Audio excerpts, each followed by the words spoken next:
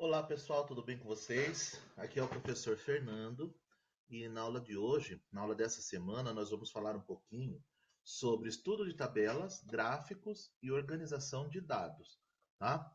Então essa matéria, esse conteúdo é do dia 27 a 31 de julho. Então vamos lá. Organização de dados. Esse conteúdo de hoje, gente, dessa semana, eu vou pedir para vocês irem acompanhando as páginas enquanto vocês vão ouvindo essa aula, e vendo os slides aqui, acompanhe no livro didático também, tá? Para auxiliar vocês, tem bastante informação no livro. Então, essa parte da organização de dados, na página 213, tem uma explicação mais ampla, tá?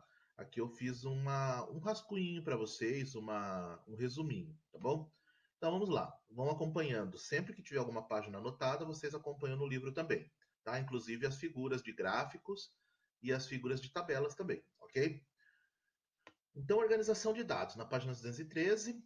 Para se organizar dados de uma pesquisa, podemos construir tabelas e gráficos. Os tipos de tabelas e gráficos utilizados dependem das variáveis que estão sendo analisadas. Então, aqui, variáveis. Eu já vou explicar cada uma, tá? Nossas variáveis, né, que é a informação principal do gráfico, ela pode ser quantitativas e qualitativas. Dentre as quantitativas, a gente pode classificá-la em informações em variáveis quantitativas contínuas e variáveis quantitativas discretas. Dentre as variáveis qualitativas, nós temos as nominais e as ordinais, tá? Agora a gente fala um pouquinho de cada uma, mas vocês podem acompanhar na página 213, como eu já falei no slide anterior. Então vamos lá, definições. Variações quantitativa. Então, a variação, gente, é a classificação. A variação é quando nos referimos a certas características da população da amostra, como sexo, faixa etária, escolaridade. Então, é a informação principal daquela nossa tabela, tá? O que a gente está verificando, o que a gente está tabulando. Isso são as variáveis, as informações principais. É a característica do que a gente está avaliando, da população que a gente está contando. População são as informações, os dados, tá? Então, variáveis quantitativas. Quando a variável quantitativas é usada para quantificar. Então, quando a palavra quantitativa, ela quantifica um problema por meio de geração de dados numéricos ou dados que podem ser transformados em estatísticas utilizáveis, valores numéricos, tá? Então, geralmente na coluninha principal da nossa tabela vai estar lá quantidade de filhos por família. Aí está lá um filho, dois filhos, família que tem três filhos, quatro filhos. Isso é a coluna principal. Essa variável é quantitativa, está falando da quantidade de filhos, tá? Altura, os alunos, vamos ver a altura dos alunos da sala do oitavo ano. Aí tá lá, como as alturas variam bastante, a gente pega assim, de 1,50 m a 1,55 m, de 1,56 m a 1,60 m, e vai fazendo os intervalos, tá bom? Também é quantitativas, a gente está colocando valores na nossa coluninha principal, tá? Mas vamos lá, então, quantitativas é quando envolve as variáveis quantitativas é quando a nossa população que a gente está usando de amostra ali são valores numéricos. As nossas variáveis quantitativas, elas podem ser discretas, quando o conjunto de resultados possíveis é finito ou enumerável, que dá para numerar. No caso, eu falei para vocês a quantidade de filhos de um casal. A gente põe lá um, dois, três, quatro, nenhum, né? A gente coloca lá quantos filhos tem os casais que a gente está entrevistando. Daí a gente coloca nenhum filho, um filho, dois filhos, três filhos, quatro filhos, cinco filhos. Coloca na tabelinha lá e vai vendo quantos casais não tem nenhum filho, completa a tabelinha. Quantos casais tem um, completa a tabelinha. Essas são discretas, são valores que têm fim, né? Ninguém tem infinitos filhos, tá? E dá para enumerar. Quantidades quantitativas contínuas também são valores numéricos, porque são quantitativos, tá? Mas quando os valores são expressos com intervalos ou união de números reais. Intervalo é quando a gente fala assim: na sala tem 30 alunos, cada um vamos supor, eu não vou fazer uma tabela com a altura de cada um, porque pode ser que os 30 tenham alturas diferentes. Mas aí eu crio um intervalo. Eu falo assim, como eu falei anteriormente. Vamos pegar aqui, ó. Vamos ver alunos que têm de 1,50 m até 1,55 m. Na de baixo, de 1,55 m até 1,60 m. Na outra, de 1,60 m até 1,65 m. E aí eu vou agrupando, eu vou fazendo grupinhos de alturas, porque senão vai ficar muito extensa essa tabela. Então a gente faz intervalos, tá? A gente não usa só um valor exato, a gente faz intervalos de números reais, números com vírgulas, né? Qualquer número reais, incluindo vírgulas, enfim. Tudo bem? Variáveis qualitativas. Agora não estou falando que a minha informação principal vai ser número. Eu estou qualificando ela. Quando a gente fala em qualificar, a gente está pensando não em números, mas numa característica dessa tabela que não seja numérica. Então, variáveis qualitativas é utilizada para descobrir tendências de pensamentos e opiniões. Não possui valores numéricos na sua informação principal, tá? Por exemplo, tendências e pensamentos de opiniões. Uma pesquisa. Qual é o candidato que você votaria? Daí eu vou perguntar numa sala de aula. Tem 2 candidatos a prefeito na cidade de vocês. Se vocês já votassem, em qual dos dois? Daí eu coloco o nome dos dois lá. Fulano de tal e fulano de tal. Qual dos dois vocês votam? Daí eu pego a quantidade que cada um informou. Eu voto nesse, eu voto nesse. E eu faço essa tabelinha. Eu qualifiquei, eu coloquei... São variáveis qualitativas, não tem valor numérico. É uma opinião de vocês. Eu usei nomes dos 2 candidatos, tá? É uma escolha que vocês vão fazer entre 2 candidatos. Mesma coisa, uma lista, eu vou por lá.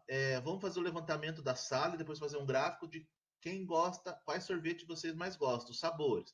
Aí eu coloco na minha tabelinha. Morango, chocolate, napolitano, sei lá, limão, enfim. E aí vocês vão desculpa. Vocês vão falando qual vocês mais gostam. Veja que não tem números. Elas são qualitativas. Ela representa a tendência e o pensamento de vocês, a opinião de quem está votando, e não uma coisa que já está enumerada, tá? A altura está enumerada. Vocês não podem opinar. Eu quero ter 1,70. Você vai entrar no 1,55 porque você tem 1,55. Mas eu queria entrar no 1,72. Você vai entrar no 1,90 porque você é alto, tem 1,90, tá bom? Aqui não, aqui é sua opinião, seu pensamento nas variáveis qualitativas. E aí a gente tem qualitativa nominais, que não importa a ordem que eu coloque, tá? Por exemplo, os candidatos são para vereador de uma... Os sorvetes, vamos falar sorvetes. Morango, chocolate e napolitano. Não importa qual ordem eu coloque os 3, tá? Então a gente chama de variáveis qualitativas nominais. Os nomes vão ali. Não tem muita importância. Qualitativa ordinais. As qualitativas ordinais, elas requerem uma ordem aí, tá? Pressupõe-se uma ordem, como grau de escolaridade, estágio de crescimento de uma planta, tá? Então, assim, as etapas de alguma coisa, mesmo que não seja numérico, tem que ter uma etapa. Por exemplo, quando a gente for falar de escolaridade mesmo, ensino infantil, tem o ensino infantil, tem o ensino para... Deixa eu só ver a página. Ensino fundamental, ensino médio, ensino superior, pós-graduação, mestrado, doutorado. Então a gente põe numa ordem, segue uma ordem cronológica das coisas, tá? A gente já não começa fazendo um mestrado, a gente vai por essa etapa, o infantil, depois o fundamental, depois o médio, depois o superior e assim por diante, tá? Então, não usamos números, então é qualitativa, são variáveis qualitativas, mas são ordens, uma ordem que deve ser seguida, ok? Na página 214, vocês vão ver algumas tabelas aí para vocês estudarem, tá? Se quiserem abrir o livro aí. Então, uma tabela, o que é uma tabela? É um arranjo sistemático de dados dispostos de forma de colunas e linhas. São colunas e linhas, né? para fins de comparação. A apresentação em formas de tabela deve expor os dados de modo fácil e que deixe a leitura mais rápida. Além das variáveis, as tabelas apresentam outros valores numéricos, dentre eles a frequência absoluta e a frequência relativa. Frequência absoluta é o número de vezes que cada elemento aparece numa amostra, ou no intervalo da amostra. A frequência relativa é a porcentagem da frequência de cada elemento ou intervalo da amostra. Então vamos lá. Se vocês estiverem com o livro aberto, página 214, tem 4 tabelinhas. A tabelinha 1, ela fala sobre esportes. Esporte preferido dos alunos do oitavo A. Tabela 2, grau de escolaridade dos funcionários da empresa X. Tabela 3, número de filhos dos funcionários da empresa X. E tabela 4, altura dos alunos de uma academia de ginástica. Ou seja, temos 4 tabelas aí. Até poderia ser um exercício para vocês exercitarem o que eu acabei de falar. Por exemplo, tabela 1, ela tem todas são variáveis. Variáveis é a primeira coluninha. Esporte, grau de escolaridade, número de filhos na outra e alturas em metros na outra. Na primeira, variáveis quantitativas ou qualitativas. Se vocês olharem, não tem número, tem o nome dos esportes. É uma variável qualitativa nominal. Por que qualitativa? Porque não apresenta números. Por que nominal? A nominal pode ser em qualquer ordem. Eu comecei do futebol, vôlei, basquete, mas eu poderia pôr basquete, futebol, vôlei, não importa a ordem, não vai alterar, não altera os valores. Na ordinal também não altera, mas tem uma sequência que a gente deve seguir, uma sequência lógica, tá bom? Mas aqui ela é qualitativa, porque não tem números, variáveis qualitativas nominais, porque são qualitativas, e nominais, porque a ordem não importa para a gente, poderia ter colocado em qualquer ordem. Tabelinha 2. Também são variáveis qualitativas, porque representadas por. Não é representada por número, tá? É representada por tendências, por opiniões, enfim. Elas são qualitativas ordinais, porque aqui, como eu falei, segue uma ordem. A gente segue a ordem do ensino fundamental, ensino médio, ensino superior, pós-graduação. Poderia até colocar em outra ordem? Poderia, mas fica estranho, porque a sequência que a gente faz é essa, né? A sequência que a gente conhece, fica mais clara a nossa informação do que misturar. Né? Alguém perguntar para a gente, se fosse várias aqui, se fosse 30 tipos de ensino, a gente, automaticamente a gente ia procurar meio que na ordem, né? Primeiro é o infantil, aqui não tem infantil, mas primeiro é infantil, depois fundamental, depois médio, a gente ia procurando pela ordem, certo? Então, variáveis qualitativas ordinais. Na tabela 3, nós temos o quê? Variáveis quantitativas. E na 4 também é quantitativas, porque reparem que a primeira coluna já aparecem valores numéricos. Porém, na primeira a gente tem variáveis quantitativas, na tabela 3, né? Variáveis quantitativas discretas, porque são valores discretos. Os pais vão ter um número exato de filho, ou não tem nenhum, ou tem um, ou tem dois, ou tem três. Aqui foi até 3. Então é discreta, tá? Não tem intervalos de filho. Eu tenho um filho, 75. Então, cadê os outros 0,25 desse filho? Não tem como ter filho por partes, né? São números exatos, são valores inteiros. Tabela 4. A tabela 4 também são variáveis quantitativas, porque indica valor, mas é contínua, porque a gente fez um intervalo aí, ela tem um intervalo, tá? Porque a altura das crianças, dos alunos, é de 1,65 a 1,69 o primeiro intervalo. Ele não vai pôr quantos alunos tem 1,65. Pode ser que tenha 10 com 1,65, mas pode ser que tenha 1. Daí eles colocam 1,66. Aí não tem ninguém. 1,67. Aí não tem ninguém. 1,68. Aí não tem ninguém. 1,69. Aí tem 3. Então eles fazem um intervalinho aí, tentando manter o mesmo espaço entre os intervalos, para a gente achar a quantidade de alunos nesses intervalos. Então, a gente fala que são variáveis quantitativas contínuas, porque tem uma continuação, tem números quebrados aí no meio, tem vários valores incluídos, tá? Então ele continua, ele é um valor contínuo. Do valor já vai para o outro lá embaixo, como se fosse uma continuação. Reparem que nessa tabelinha vocês têm um símbolo. Eu vou falar aqui desse símbolo no meio. Na tabela 4 tem os dois valores e tem um símbolo como se fosse um T de tatu maiúsculo deitado. Na verdade, esse símbolo é intervalo. O que significa? Na primeira tabela, na primeira linha de 1,65 m até o 1,69 m, eu vou colocar todos os alunos que têm 1,65 m, porque esse cortinho do T lá em cima está virado para o 1,65, significa que ele entra na contagem. E vai até 1,69. Porém, 1,69 não entra. Se o aluno tiver 1,68888, entra aqui.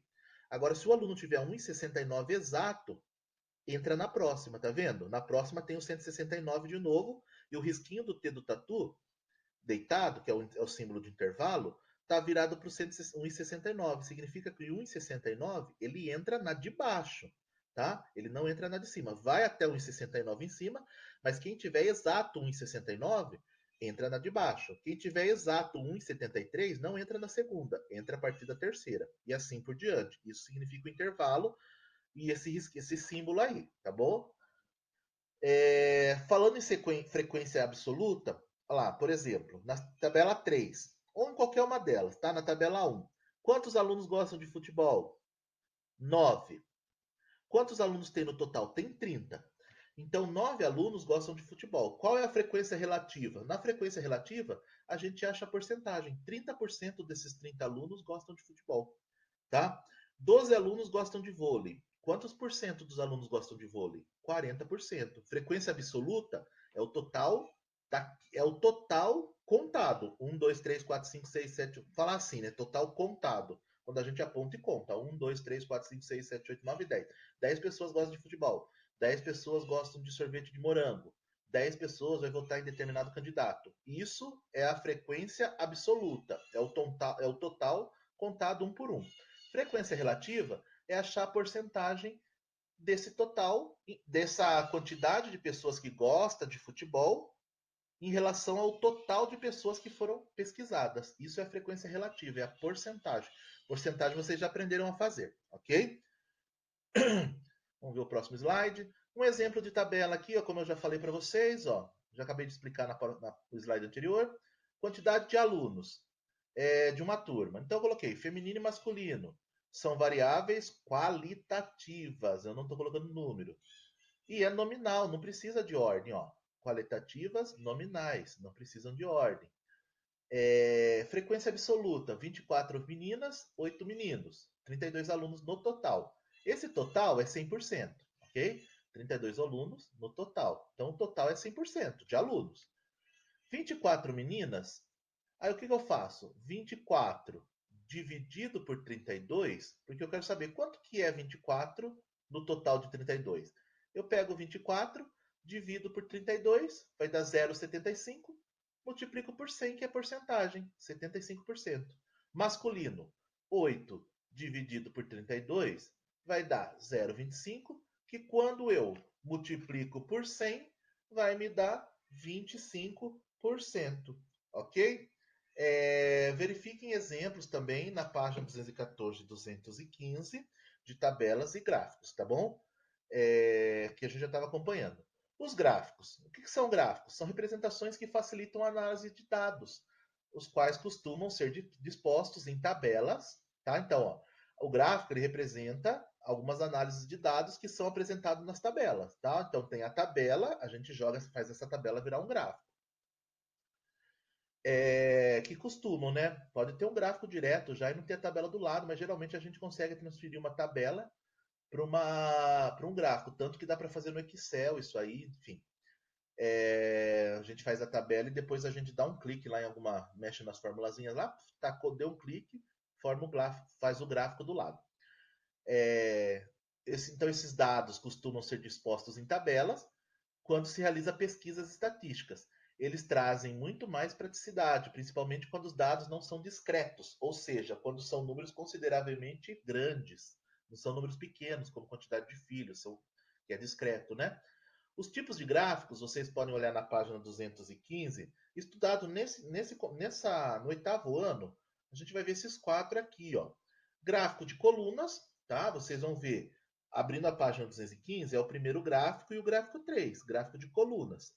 As colunas são de pés, tá? Elas são em pé, tá? São as coluninhas. Gráfico de barras são como se fossem colunas, mas são deitadas, tá? Histograma são colunas agrupadas por serem contínuas. Olha lá, a palavrinha contínuas já lembra aquelas informações da altura, né? Que é uma grudadinha na outra. Então, elas são colunas. Aqui no livro está escrito, não sei por que eles usaram esse termo, que são barras que são agrupadas. Tudo bem, podemos falar que são barras de pés, enfim. São as colunas agrupadas. É uma grudadinha na outra. Vocês vão ver no gráfico 4 isso aí, tá bom? E gráfico de setores, vocês vão virar a página do livro e vão ver exemplo. Gráfico de setores são os gráficos conhecidos como gráfico de pizza, tá bom? Que vocês vão acompanhar aqui e ver os exemplos na página 216, ok? Do livro didático. Aí vocês dão uma olhadinha em cada exemplo, por favor, tá? Exercícios. Resolver os seguintes exercícios do livro didático. Ó, os exercícios são esses. Não tem exercício na folhinha, tá bom? Só coloquei do livro mesmo. Exercício 2, 4, 5, 6 e 8, da página 216 até a página 217. Essas duas páginas. Coloquei orientações para vocês não terem muita dificuldade, eu coloquei algumas orientações. No exercício 2. O exercício 2, ele fala de uma empresa que está verificando a pertinência da implantação de uma consultoria nutricional para os funcionários. Uma das pesquisas realizadas foi com relação à massa em quilogramas dos seus funcionários. Para isso, pesquisaram 50 trabalhadores dos 250 funcionários registrados na empresa. Com base nas informações anteriores, responda: qual a população dessa empresa? Quando fala qual a população da empresa, na letra A, ele quer saber o total de funcionário e não o que foi entrevistado, tá bom? É só isso. Qual é a sua amostra? A amostra, aí sim é o que é entrevistado. A gente não falou nos slides anteriores, mas população é o todo. A população de uma cidade é o todo. A amostra. A amostra, eles podem pegar um pouquinho num bairro, um pouquinho em outro. Eles entrevistam por amostragem. Entrevistar a população é entrevistar todo mundo. Entrevista por amostragem é entrevistar um pouquinho de cada lugar. Não vai entrevistar só um bairro, por exemplo, porque as respostas podem ser todas iguais. Num bairro só, porque as pessoas são meio parecidas no bairro, têm as mesmas necessidades, principalmente quando for pesquisa de eleições. Não vai só num bairro que precisa de asfalto, porque aquele candidato que ofereceu o asfalto vai ganhar ali. Então tem que pegar por amostragem, tá? Ah, vou naquele bairro que eles prometeu um posto de saúde. Aquele bairro vai votar só naquele candidato, a maioria vai votar naquele candidato que ofereceu o posto de saúde. Então a nossa pesquisa vai ser um pouquinho furada. A amostragem é quando pega um pouquinho de cada lugar, tá bom? E não pega o todo, pega parte da população. População é o todo, amostragem, amostra é a parte. Letra C. Qual é a variável nessa pesquisa? A variável é a informação principal. O que eles estão pesquisando nessa pesquisa? O que eles estão querendo medir? Tá? Número 4. Para achar a frequência relativa, basta pegar cada sequência absoluta e dividir pela somatória total e depois multiplicar por 100. Por exemplo, se na sala tem 30 alunos e 10 são meninas, como que eu acho a pesquisa relativa? Relativa é a porcentagem. 10 meninas e o total é 30. Eu pego 10, divido por 30 e multiplico por 100, que daí eu completo a minha tabelinha aí. Vocês vão ter uma tabelinha no número 4. Tá bom? Vamos ver. Número 5. Responder as questões levando em consideração o sinal e o símbolo do intervalo. Como eu falei para vocês aqui, ó, na tabelinha, se a gente tem esse valor com esse símbolo de intervalo, esse valor entra nessa coluna. Esse aqui aparece, mas quando for conta ele a partir da segunda coluna, da segunda linha, tá bom? Ele entra aqui que é o limite. Mas se der esse valor, entra na segunda. Sempre o valor do limite aqui, quando tem esse símbolo, ele é uma base até onde vai. Mas quando for exatamente esse valor, começa a contar na linha de baixo. Vamos supor que isso aqui estivesse aqui, ó. Quando der 1443, ele começa aqui. Ele vale aqui embaixo. Aqui em cima é só um intervalo até onde ele vai, mas ele não pode entrar porque não está fechado o símbolo aqui. Tá bom? O símbolo de intervalo indica que nesse espaço entra todos os valores, incluindo 954, até o 1443, porém não inclui esse último, não inclui ele. Ou seja, se pensarmos nos números naturais, essa sequência vai até 1442. O 1443 entra no próximo. Pensando nos naturais. Agora com vírgula, aqui pode entrar 1442,999999, enfim.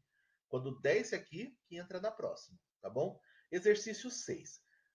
Vocês vão construir a tabela, uma tabela, tá? Eu já comecei ela para vocês aqui, ó. Essa tabela.